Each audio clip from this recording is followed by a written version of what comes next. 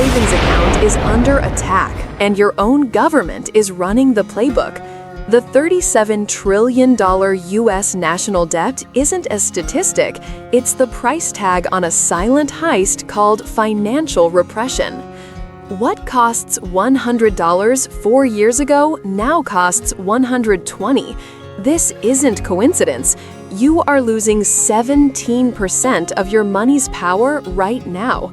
The elite used this exact trick in 1933 and 1971 to default on their promises. I'll show you the terrifying blueprint and the only asset they can't take. The heist you're living through. $37 trillion. That is the national debt of the United States as of March 2025. Look at this number on your screen. Don't look away.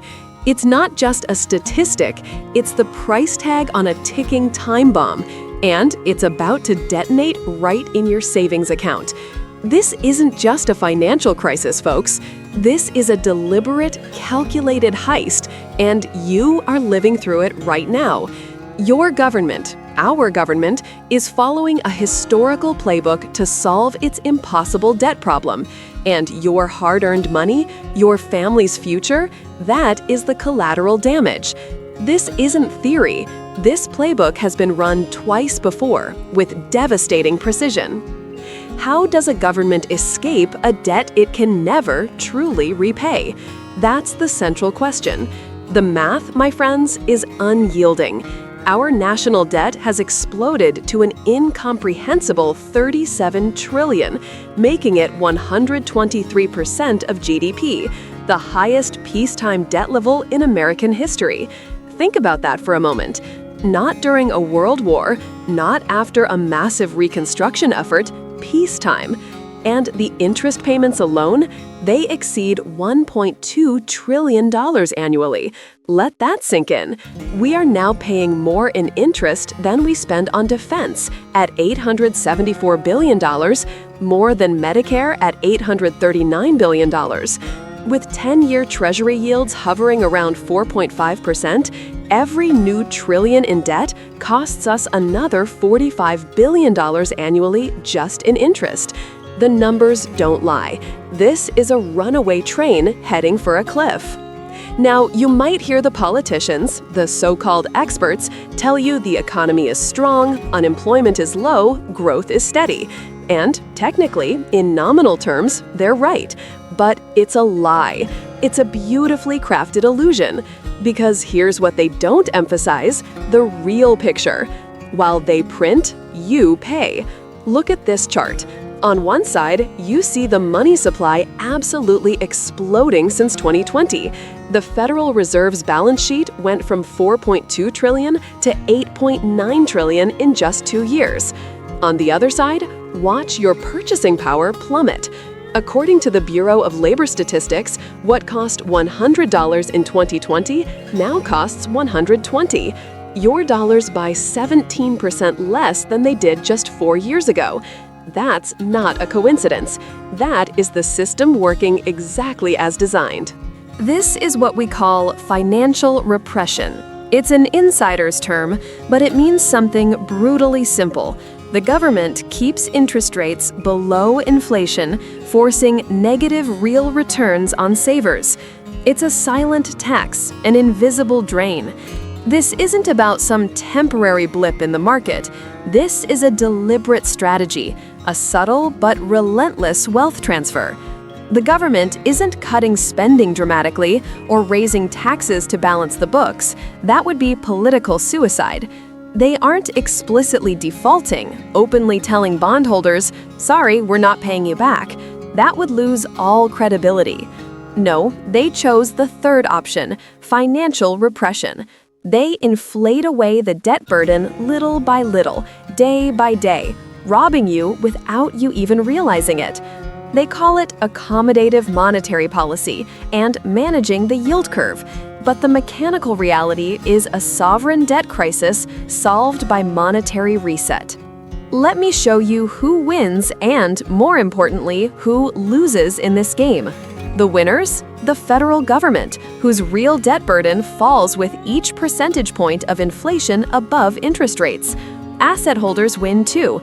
Since 2020, the S&P 500 is up 50%, real estate up 40%, gold up 30%. If you own assets that can't be printed, you're capturing that monetary expansion. Debtors with fixed-rate loans win. If you locked in a 2.5% mortgage in 2020, you're paying back that loan into valued currency, while your home value has soared 40%. But now for the truth, the losers. And this is where you come in, wage earners. Your salaries adjust slowly to this relentless inflation. Federal Reserve data shows real average hourly earnings fell 3.4% to 4% from 2021 to 2023. You're working harder, but your money buys less. Savers in cash and bonds. There's $18 trillion sitting in money market funds, savings accounts, and bonds earning below inflation returns. A 2% savings rate with 4% inflation equals a negative 2% real return annually. Your $100,000 in savings is losing $2,000 per year in purchasing power. You're not spending it, you're not losing it to a scam, you're just holding it in dollars while the government prints more. Fixed income retirees, you're getting devastated. Social Security adjusts with a lag. Bond portfolios are bleeding. The safe retirement strategy of holding bonds has become a guaranteed loss in real terms. Have you noticed what's happening to your grocery bills, your rent, your health insurance? That's not just corporate greed. That's monetary expansion working its way through the economy while your salary stays flat. I know what you're thinking. Jordan, this is just how the economy works. Things go up and down. But you need to understand this. This isn't merely the ebb and flow of a healthy market. This is a fundamental, structural change in how our government manages its impossible obligations. With no gold standard limiting money creation, with no external constraint on dollar printing, the only question became how much inflation people would tolerate before they looked for alternatives. We're well past that tolerance point. The Federal Reserve's own research shows that 40% of all dollars in existence were created since 2020. Let that sink in. Nearly half of every dollar that exists was printed in the last 4 years. And we're supposed to believe this has no consequence for the dollar's long-term purchasing power? It's not a future prediction. It's already happening. You're living through the same wealth transfer that occurred in 1933 and 1971. The pattern is clear. The mechanism is permanent.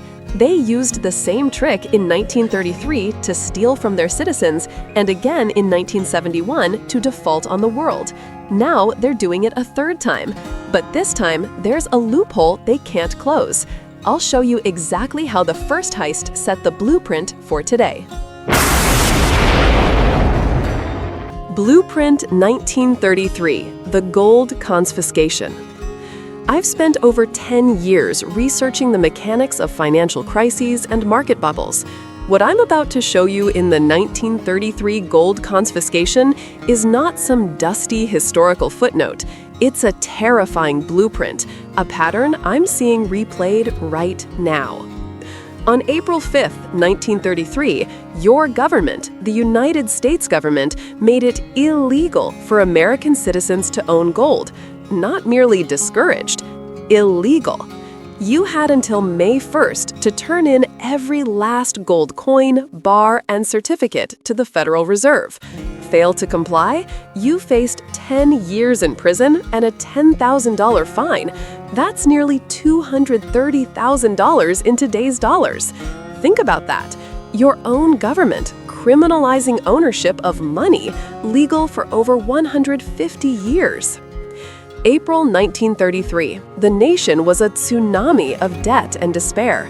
1 in 4 Americans jobless, over 9,000 banks collapsed, federal debt to GDP exploding from 16% to over 40%.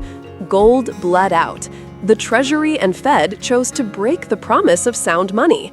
Executive Order 1602 hit like a thunderbolt. The official story? Hoarding gold.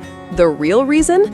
Our government needed to devalue the dollar to inflate away war debts and crushing Depression-era obligations, a deliberate move disguised as emergency.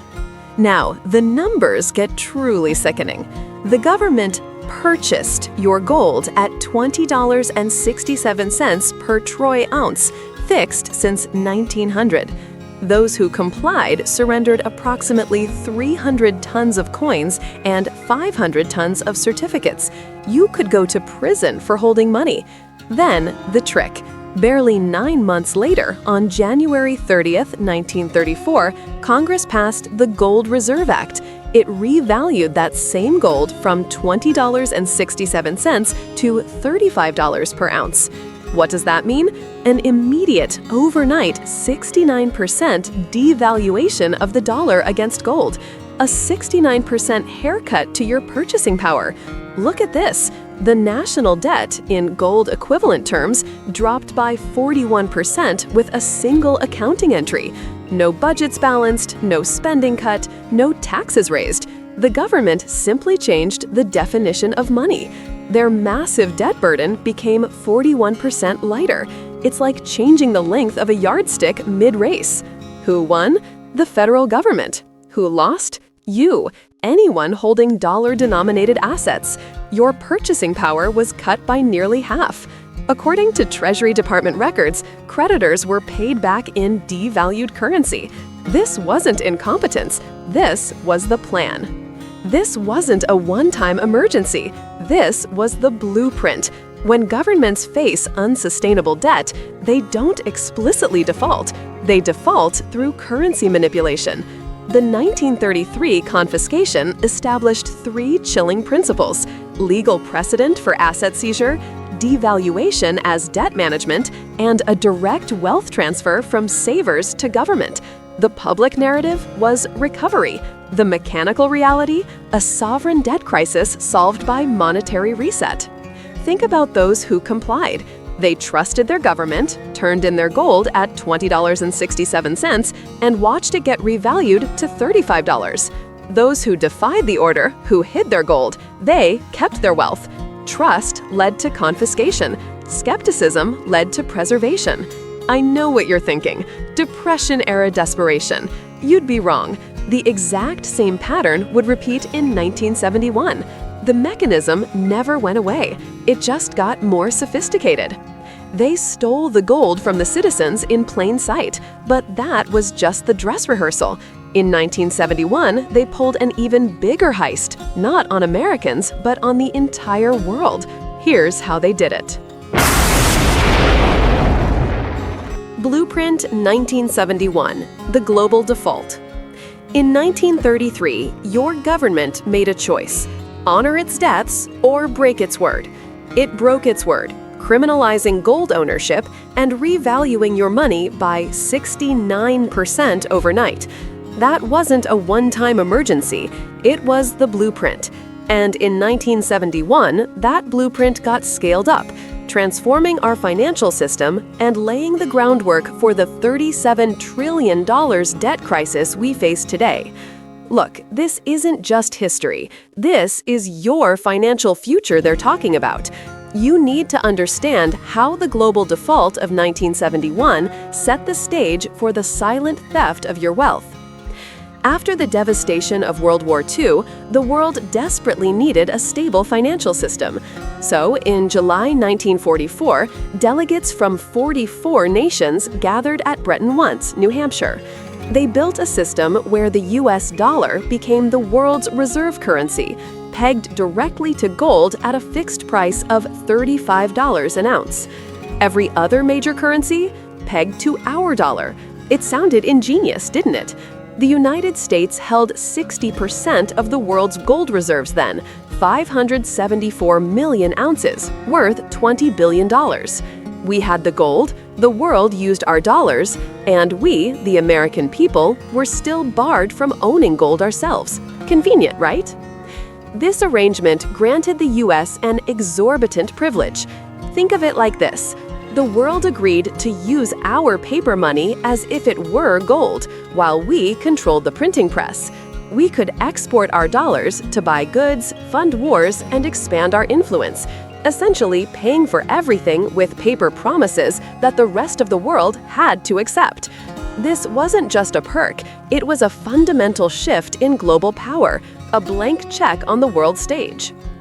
But embedded within this privilege was a ticking time bomb, a contradiction that economist Robert Triffin identified in 1960. It's called the Triffin Dilemma. To serve as the world's reserve currency, the U.S. had to supply enough dollars for global trade and reserves. That meant running persistent balance of payment deficits, essentially printing more dollars and sending them abroad. But here's the trap. Flooding the world with dollars inherently undermined confidence in our ability to redeem those dollars for actual gold at $35 an ounce. It was a self-destruct mechanism built into the very design. You can't promise a limited amount of gold while simultaneously creating an unlimited supply of claims on that gold. Eventually, someone calls your bluff. And someone did. By the mid-1960s, French President Charles de Gaulle, a fierce patriot himself, saw through the illusion. Advised by economist Jacques Rueff, de Gaulle recognized that the U.S. was essentially inflating away its obligations. So, France started demanding actual gold for its dollar reserves.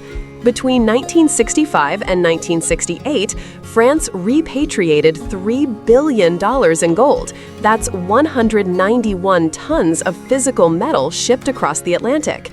Other nations, like Germany, Switzerland, and the Netherlands, began to follow suit. They saw the writing on the wall. They wanted real money, not paper promises. Look at these numbers. According to Federal Reserve data, by the late 1960s, foreign dollar claims on U.S. gold reserves exceeded our actual gold supply by a staggering 5-to-1 ratio. We technically held 8,100 tons of gold, but we had issued claims on over 40,000 tons at the fixed $35 per ounce price. The vault at Fort Knox was emptying at an accelerating rate. The jig was up.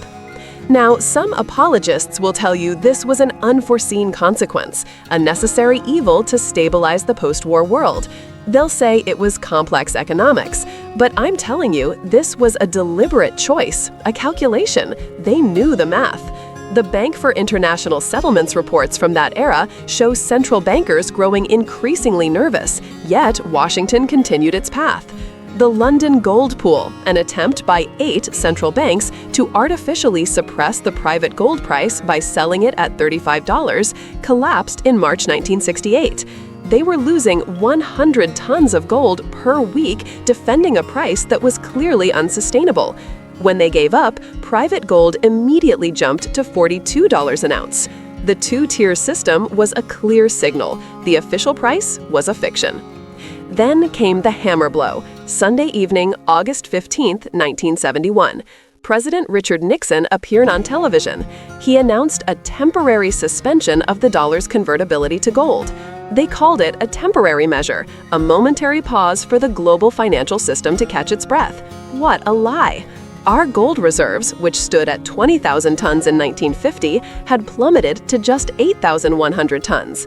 Foreign dollar claims now exceeded $80 billion, claims on 70,000 tons of gold against our paltry 8,100 tons.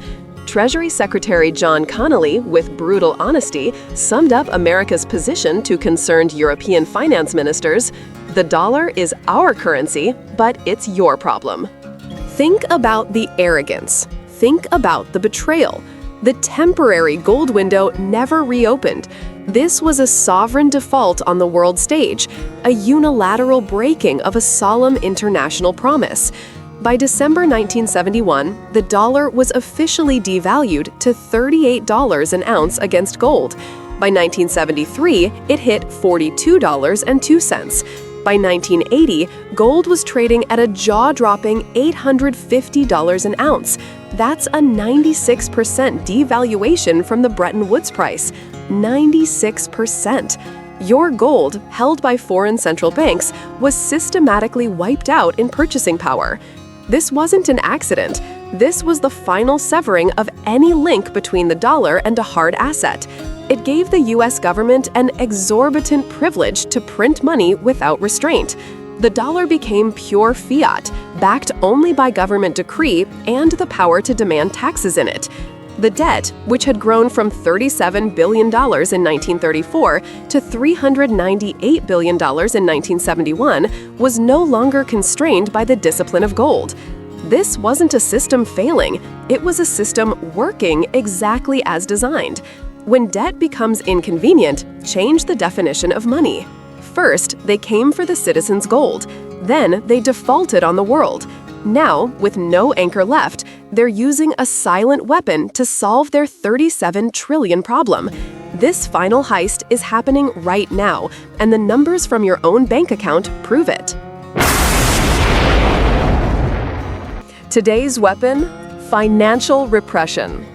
Not the kind you see on the evening news, screaming headlines about bondholders losing everything.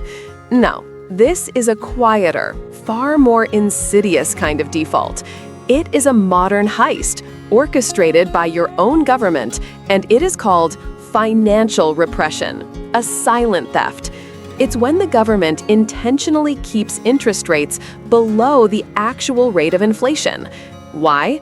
To silently erase its mountain of debt, destroying the value of your cash, your savings, your bonds, right before your eyes. Legalized robbery. Our national debt. It has exploded to a staggering $37 trillion as of March 2025. You heard that right, not billions, trillions. That's 123% of our entire GDP, the highest peacetime debt level in American history. We are drowning. And the cost? Annual interest payments on this debt now exceed $1.2 trillion, more than we spend on defense at $874 billion, more than Medicare at $839 billion. This isn't just unsustainable, it's an open wound. But how do they keep borrowing? The Federal Reserve. This is the villain behind the curtain. Their balance sheet exploded from $4.2 trillion in February 2020 to a mind-numbing $8.9 trillion by April 2022. That's $4.7 trillion in new money creation, conjured out of thin air through what they euphemistically call quantitative easing. It's printing, pure and simple. Understand this: 40% of all dollars in existence were created in the last 4 years. Let that sink in. Nearly half of every dollar you hold, every dollar in your bank account, was printed since 2020. Dilution on an epic scale. Now, let's talk about your money. While the Fed was busy creating trillions, what happened to your purchasing power?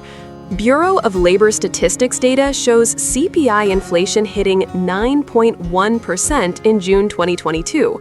Meanwhile, your savings accounts? They were paying less than 1%, a guaranteed loss. This is what negative real returns look like. This is financial repression in action. If you had $100,000 in savings earning 2% while inflation ran at 4%, you lost $2,000 in purchasing power that year, wealth disappearing silently. Who wins in this rigged game? The government, whose real debt burden magically shrinks with every percentage point inflation beats interest rates. They escape. Asset holders win. If you owned real estate, the stock market, or especially gold and Bitcoin, you saw your assets appreciate dramatically, capturing that monetary expansion. The rich get richer. Debtors with fixed-rate loans win. That 2.5% mortgage you locked in, you're paying it back with devalued currency while your home value has soared. They get a discount. Who loses? You, the working American, the wage earner. Federal Reserve data shows real average hourly earnings fell 3.4 to 4% from 2021 to 2023. You're running faster just to stay in place. Your labor is devalued. Savers are devastated. Those $18 trillion sitting in money market funds and savings accounts, they are bleeding value every single day. Your nest egg is shrinking. Fixed income retirees. Your Social Security adjusts with a lag. your bond portfolios are annihilated. The safe retirement strategy of holding bonds has become a guaranteed loss in real terms. It's a betrayal. You want evidence? Look at your grocery bill. What cost you $100 in 2020 now costs you $120. Your dollars buy 17% less than they did just 4 years ago. This isn't corporate greed. This is monetary expansion working its way through the economy while your salary stays flat. It's the government's policy at work. Now, the critics will tell you, Jordan, interest rates are rising. The Fed is fighting inflation. It's temporary. And I know what you're thinking. You're thinking they'll eventually get inflation under control. But even if they do, the damage is already done.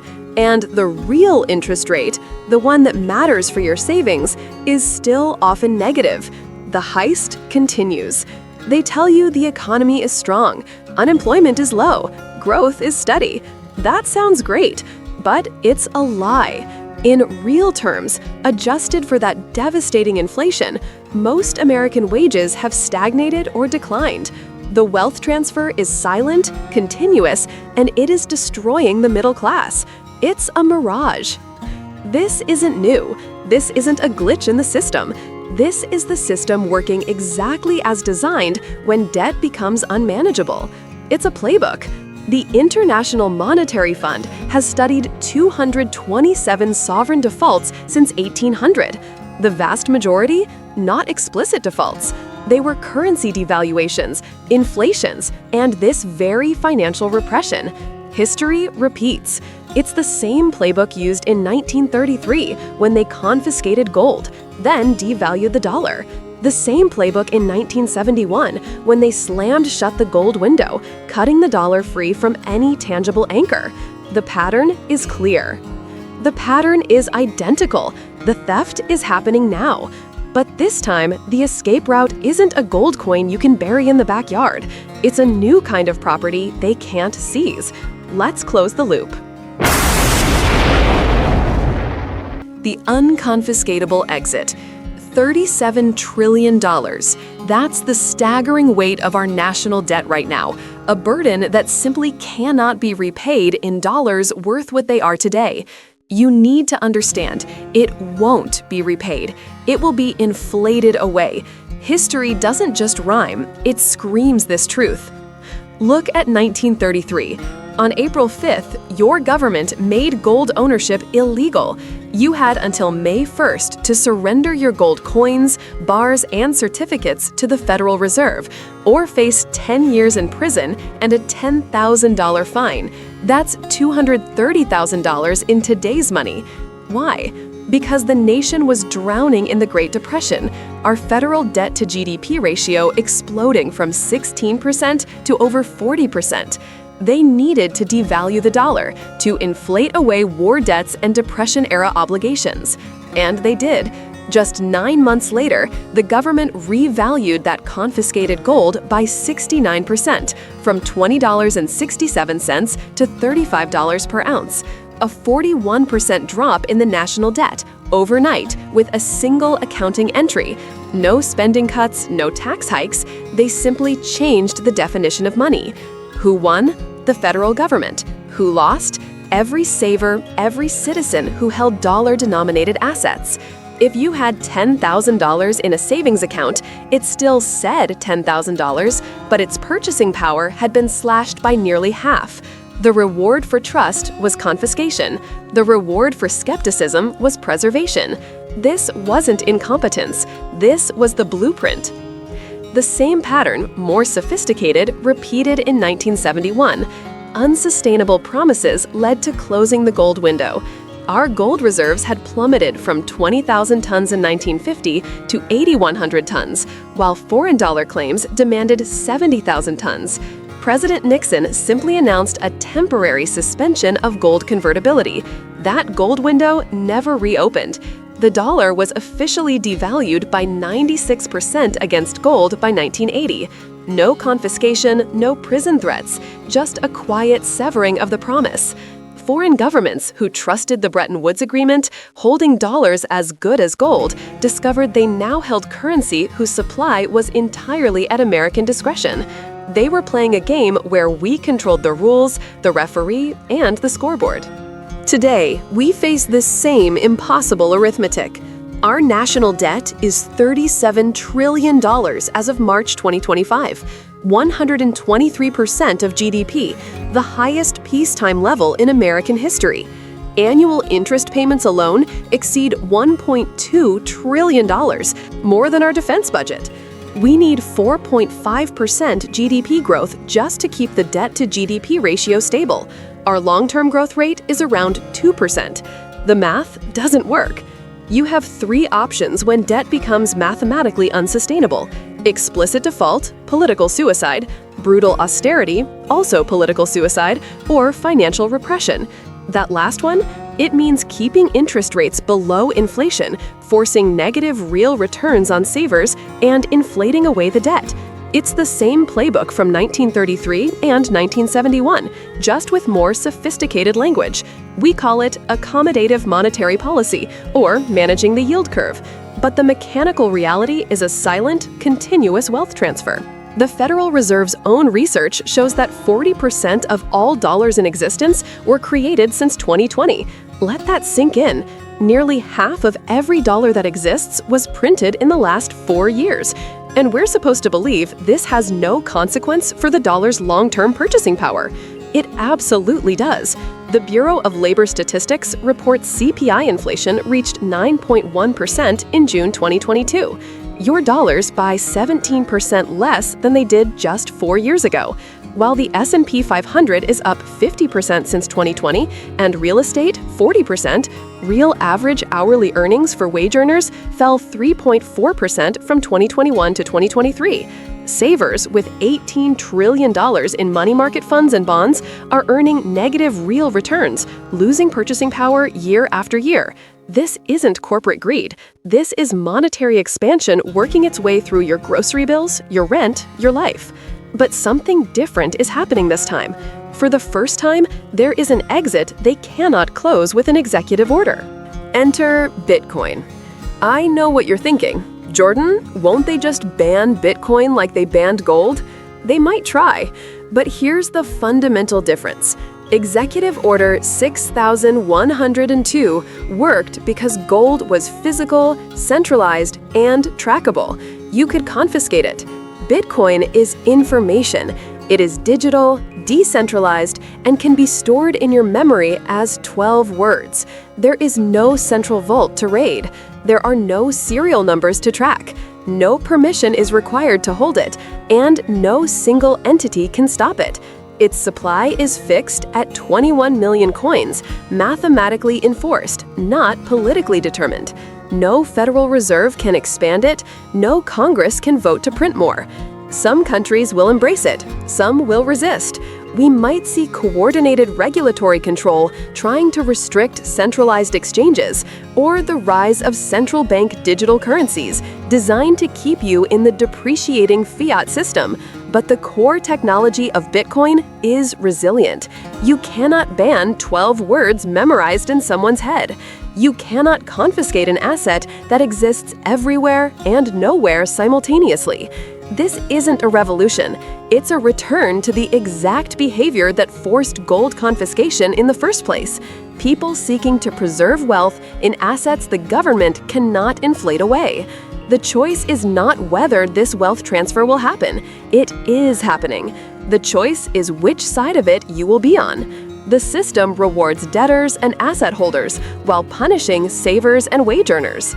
Those who buy assets that can't be printed, like the person who bought Bitcoin in 2020 at $10,000 and now holds an asset worth $73,000, or the homeowner who locked in a 2.5% mortgage and watched their home value soar 40%, they are the winners.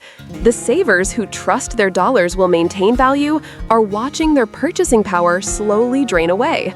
The $37 trillion isn't going to be paid back in dollars worth what they're worth today. It can't. The math doesn't work. So, the value of each dollar will quietly fall until the debt becomes manageable again in nominal terms. It's not a future prediction. you are living through the same wealth transfer that occurred in 1933 and 1971. Subscribe for more truths they don't want you to hear. The financial crisis isn't coming. You're in it.